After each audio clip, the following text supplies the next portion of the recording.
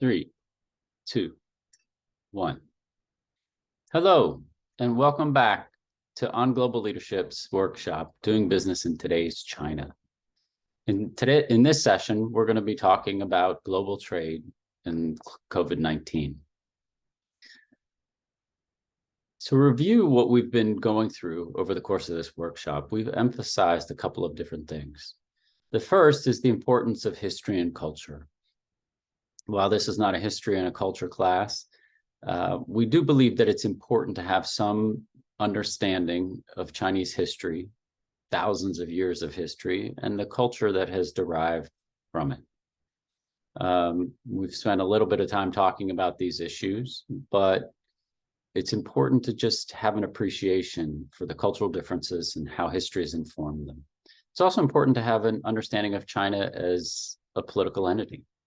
We often think about China as that large nation in Asia, one of the most populous nations on the planet, headquarters in Beijing, and all of that's true. But China is also a very diverse and politically complicated place internally as well. 31 different provincial level units, many powerful municipalities and townships, and getting a deep understanding of how each of these contribute to the economic growth and economic transformation of China, particularly over the last 40 plus years, is crucial. We've spent time talking about China's manufacturing prowess and the extent to which this is the home of the most sophisticated and innovative manufacturing supply chain in the world. And we've talked about China's rise as a geopolitical power. We've seen a long period of China's ebbs and flows in its political influence around the world. For more than 1,000 years, China was far and away the most powerful nation in terms of the size of its armada, in terms of its innovation. And then we talked about in our history session about China's inward turn in the early Ming Dynasty, and this coincided with the rise of colonialism and an outward thinking, mercantilism in Europe, and the rise of the European power during this time period.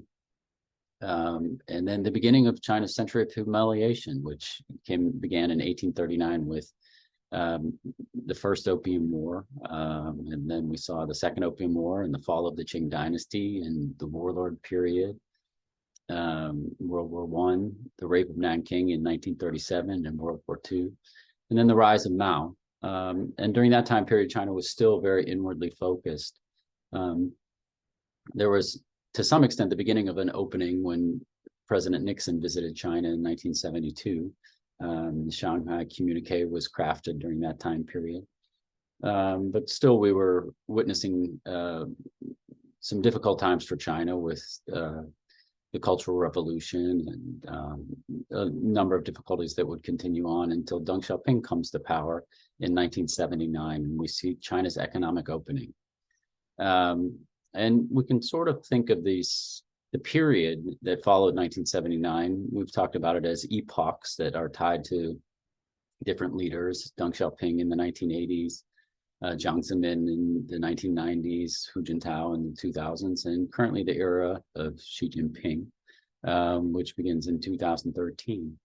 And so understanding this geopolitical transformation for China and the role that it's playing on the global stage today is also very important for what we want to understand about this process. Now, to review very quickly our philosophy and learning outcomes, we do believe that an emphasis on culture and history is important. Again, this isn't a history class or a culture class, but we believe anybody wanting to be successful at doing business in China needs to have some understanding of what the history and culture mean and the way that those two forces influence each other. We also think it's very important to have a deep understanding of China's political economy, and particularly the economic transformation that has guided the reform era since Deng Xiaoping took power in 1979. And the third thing we very much believe in is a real boots on the ground set of experiences and observations. All of us are deeply tied to doing business in China and helping corporate entities and business people think about doing business in China. And we very much believe in these case studies as real world examples for how to think about what China is today. In this session, we're going to be talking about the trade war and COVID-19. And so let's dive in. The trade war and COVID-19. Now, as I mentioned just a minute ago, this is an important period. We've seen the evolution of China over the course of the years since 1979, Deng Xiaoping, Jiang Zemin, Hu Jintao, Xi Jinping, all taking on leadership positions and striking a different tone with respect to where China is. And today, the world's two largest economies and the world's two largest trading partners are working to continue to develop this relationship. Now, of course, within each country, there are key entities at the governmental level that matter for these negotiations. There's USTR, the United States Trade Representative, and then there's the Ministry of Commerce and the People's Republic of China, and there's also the Ministry of Foreign Affairs and the PRC and the Department of State. But there are many, many more governmental entities on each side, and really this is a true government-to-government relationship. But we want to emphasize here that talking about trade isn't just talking about economics and the flow of goods around the world. It's really talking about the ways in which countries get along and the ways in which they use economics to drive diplomacy. So what are we talking about in the basics of global trade? The first thing that's really important to emphasize here is just what the sizes are and who are the leaders. China is the largest exporter of goods in the world by far. And it's the second largest economy in the world.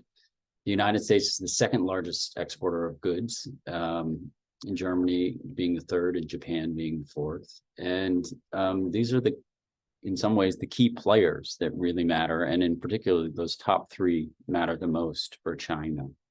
Now, one of the things that we like to emphasize here, and forgive me because these statistics are a little dated, but I just wanted to put this up here to emphasize that often when we think about trade and we think about the flow of goods, and people's minds immediately go to light industry goods that are bought and sold at places like Walmart. And certainly those are important. Walmart is the single largest exporter of goods from China to the United States. And that might seem a little strange to say, but we'll talk a little bit more about what that means. And then, of course, we think of goods like automobiles and computers and phones. And all of these things are important for trade, but certainly the biggest export from around the world is energy goods, crude oil. Crude oil leads the pack. Interestingly, the United States' largest export commodity is crude oil. But it's also important to think about other goods, and we'll come to this at the very end of our conversation, that don't necessarily lead the world in terms of volume, but are very important, which are rare earths and rare elements that are very important for making a lot of these things. And so we'll talk about why that matters as we go on through this conversation. Now, here again, who are the biggest exporters around the world? China leads the world. Second to the United States is second in this group, and Germany is third. And these are really the two biggest players. Japan is a close fourth, but these are really the kind of key players in how we think about these. So let's talk about U.S.-China relations and trade and diplomacy. And here we want to just give you a little bit of a timeline. Some difficult things have been said over the last several years. At one point, China accused the United States of launching the largest trade war in economic history. And we'll talk a little bit about how we got there, but we want to really uncover what this means for thinking about the global economy. So again, forgive us for the a little bit of dated statistics here. But if we go back to 2020, one of the key things that we're talking about is just looking at the flow of goods. From China to the United States in 2020, there were about $400 billion in goods that were sent from China to the US. At the same time, from the US to China, there were about 100 billion. Okay, so this becomes a very important sort of political dynamic within the political conversations in the United States, because people think this is unfair. And President Trump, when he was leading the country, often talked about how unfair this was. Now, this is a very basic statistic, and it's complicated because, as I just mentioned, the single largest exporter from China to the United States is Walmart. Okay, so that's an American company, and Americans buying those goods. And they buy them for a lot cheaper than they would be able to buy them if they were produced in the United States, because those goods are produced in a very efficient manufacturing supply chain with much cheaper labor costs than would exist in the United States, which is one of the reasons American corporations went abroad to build their manufacturing presence in their manufacturing supply chain. Similarly, Apple and Tesla and a number of other companies, their primary presence and their footprint in the manufacturing supply chain is in China. And so a lot of these goods that we think of as sort of unfair practices of China over exporting to the United States are really US companies building things in China and exporting them back to the United States for purchase by consumers. So we'll get into more details about how that works, but let's talk about how we got here. Again, since 1979 and China's economic opening, this has been the building of a very important partnership with major players in the American corporate scene, playing roles in the flow of goods around the world.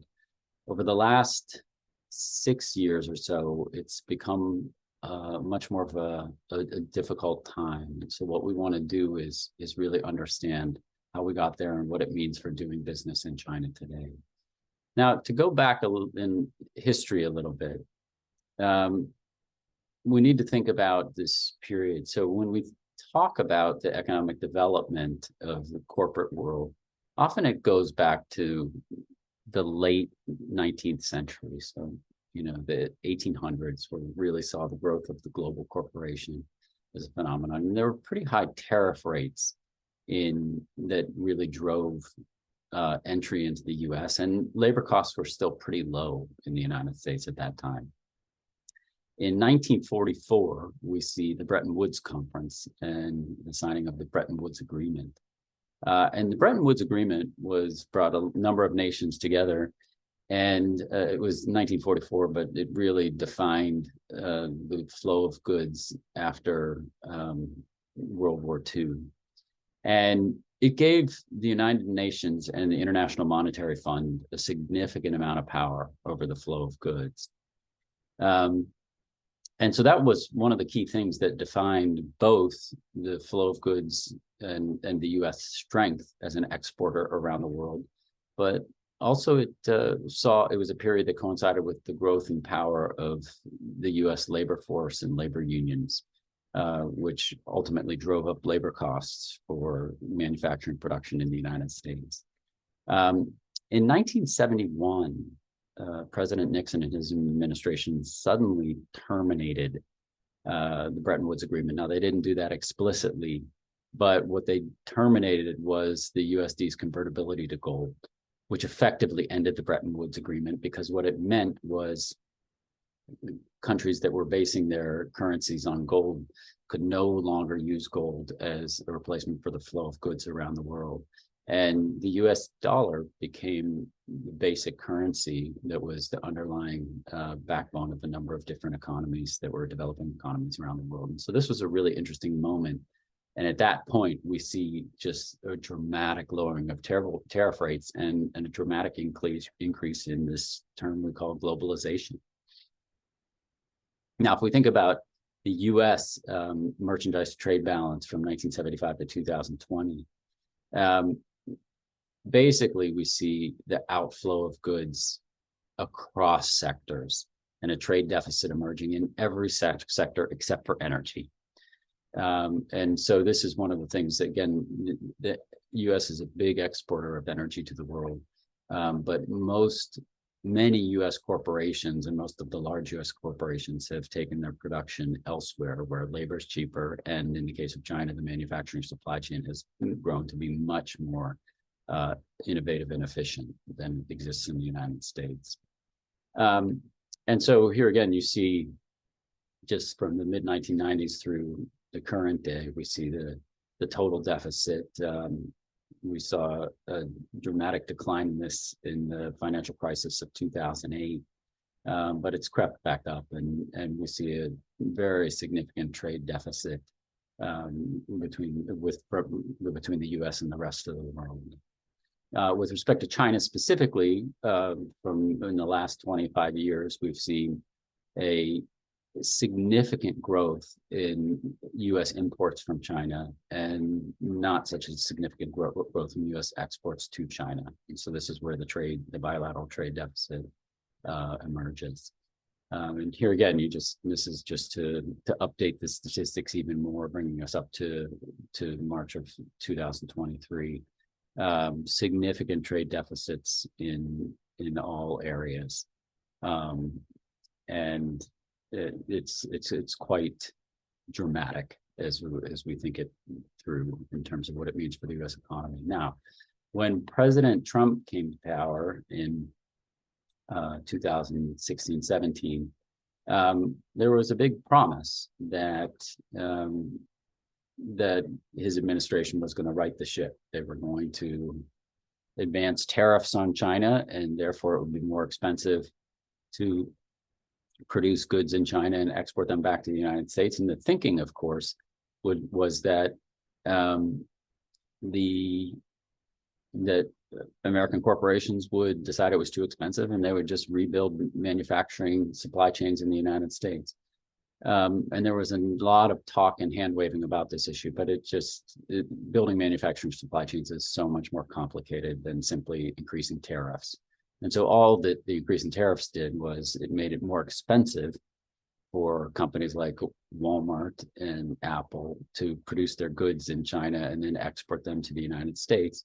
Now, some companies like Apple get around this a little bit because what they do is they export from China to places like Singapore and hold the goods there for a short amount of time, and then the exports come from Singapore to the United States. But nevertheless, it didn't recreate the building of manufacturing supply chains in China, and instead just increased prices for U.S. consumers.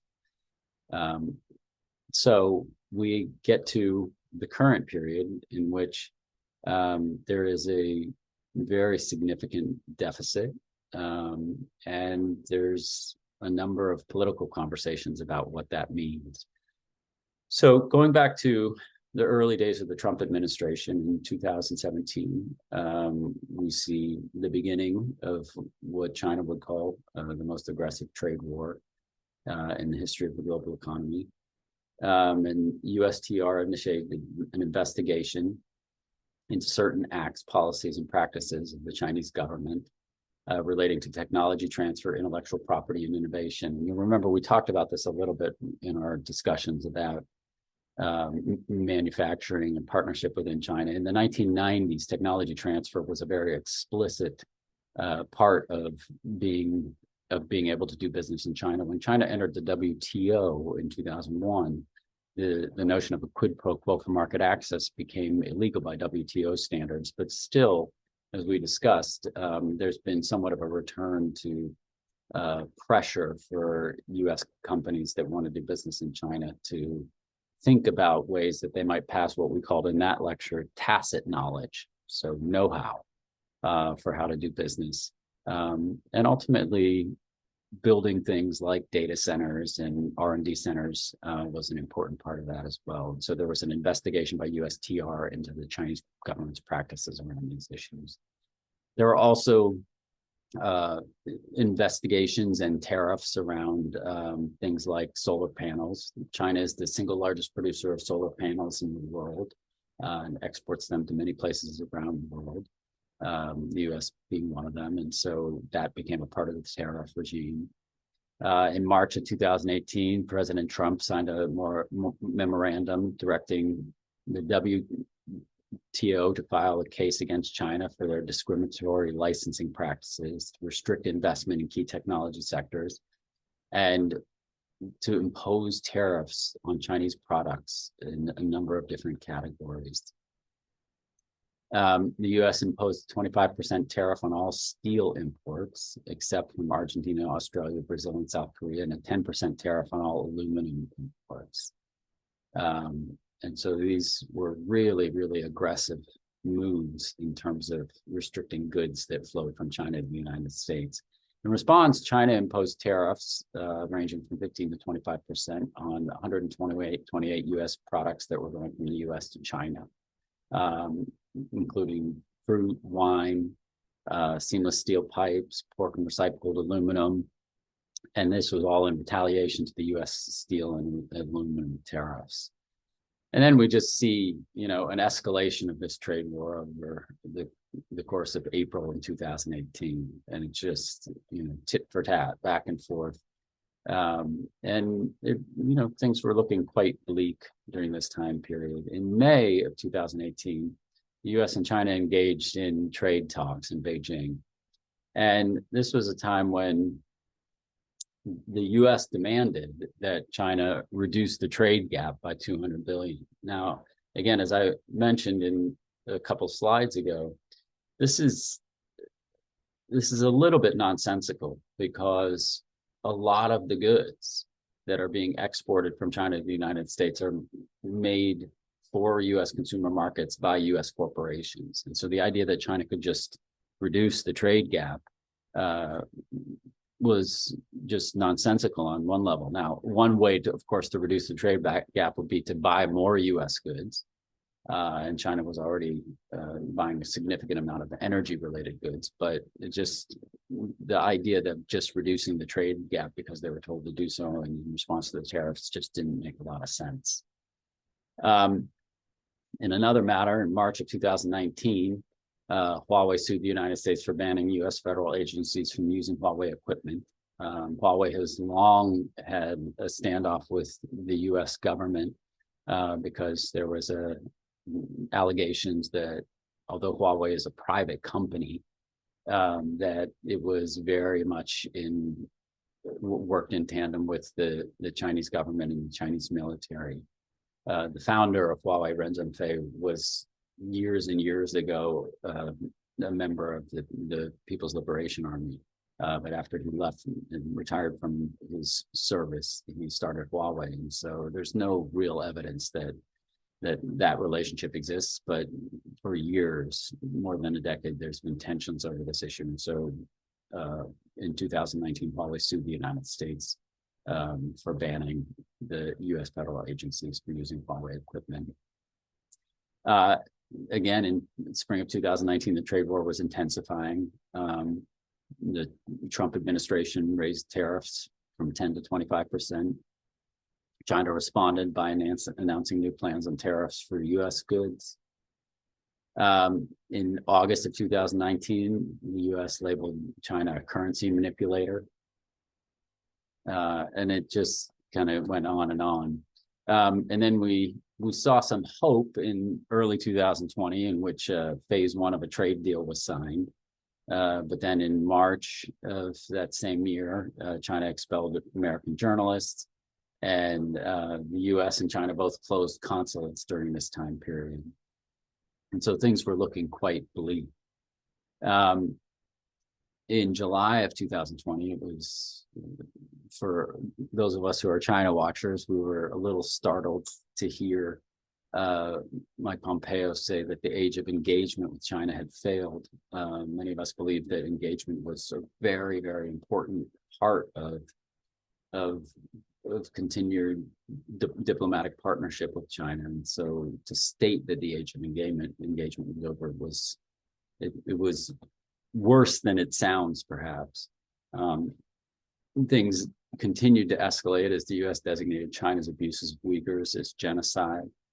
And when President Biden came into power, many of us thought that we would see a reversal of the tough stance that President Trump had taken. And remember, President Biden was formerly Vice President Biden under President Obama.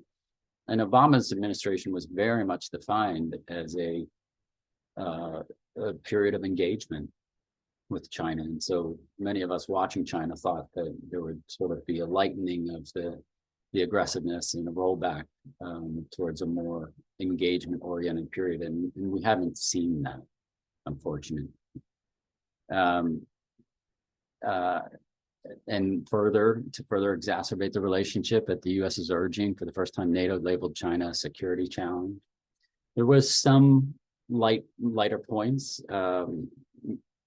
Former Senator John Kerry, who's, I think, in the China experts on the ground can either agree or disagree with this, but I think he was widely respected in China, and he was sent over by the Biden administration to be the ambassador for climate change and to really engage China in a way that wasn't happening before. And then in November of 2021, President Biden and President Xi were getting into discussions to talk about guardrails to avoid tensions. Secretary Blinken, who again was part of the Biden administration, and we assumed that he was going to be sort of a calmer voice, but he as Secretary of State, he continued to be aggressive. And he, in May of 2022, delivered a speech calling for the revival of U.S. competitiveness towards China. China denounced the speech as disinformation. In October of that year, the U.S. placed sweeping restrictions on U.S. chip exports to China. And this will actually become a really important point going forward. And then in November of 2022, President Biden and President Xi again talked about working to repair the relationship. In June of 2023, so fairly recently, Secretary of State Blinken visited China, and it was just, again, a fairly harsh or difficult period. Blinken, one of his quotes said, "The relationship was at a point of instability, and both sides recognized the need to work to stabilize it. But progress is hard, it takes time, and it's not the product of one visit, one trip, one conversation. My hope and expectation is we will have better communications, better engagement going forward." And so the relationship in mid-June seemed to be teetering on some difficult times. In July, about 3 weeks after Secretary Blinken's visit, Secretary of Treasury Janet Yellen visited China. And things seemed a little more upbeat. They seemed very respectful and cordial. And for those of us watching who care about respectful and cordial relations between the two countries, it seemed like a good trip. One of the things that Secretary Yellen said was, the U.S. and China have significant disagreements. Those disagreements need to be communicated clearly and directly.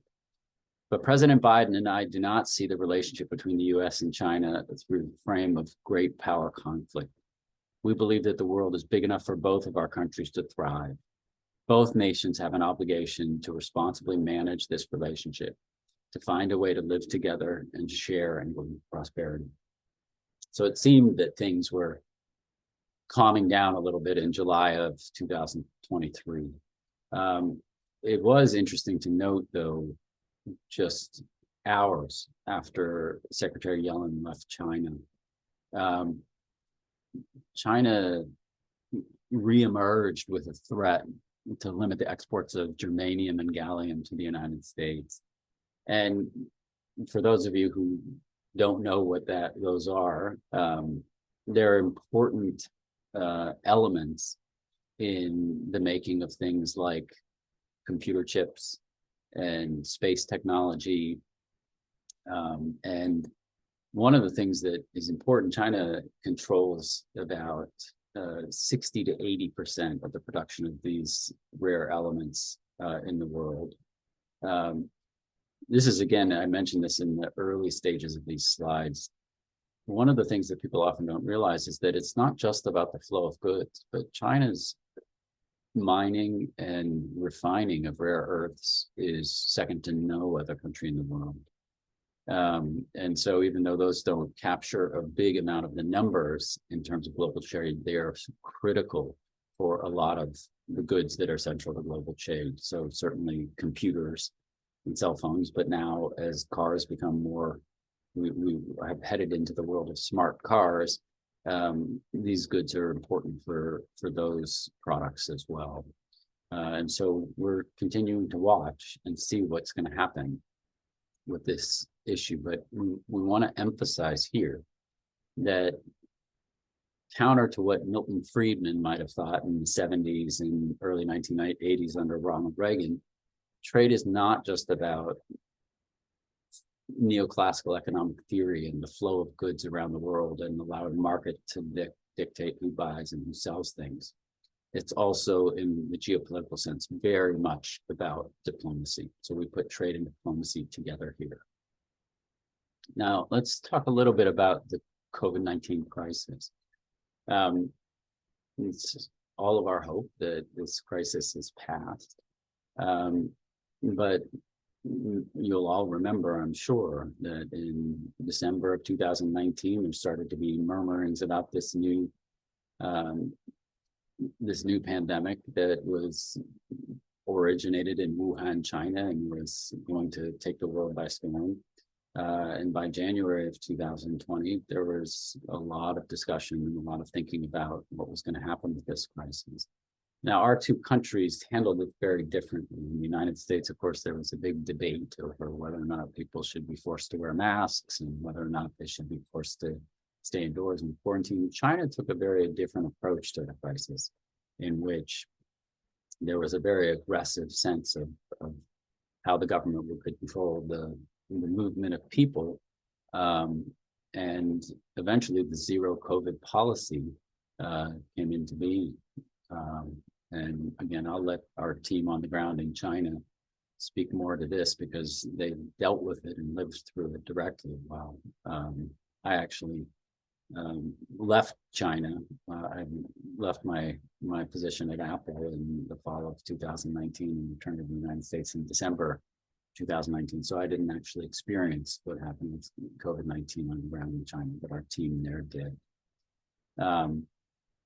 And again, you can sort of track how the outbreaks occurred around the world.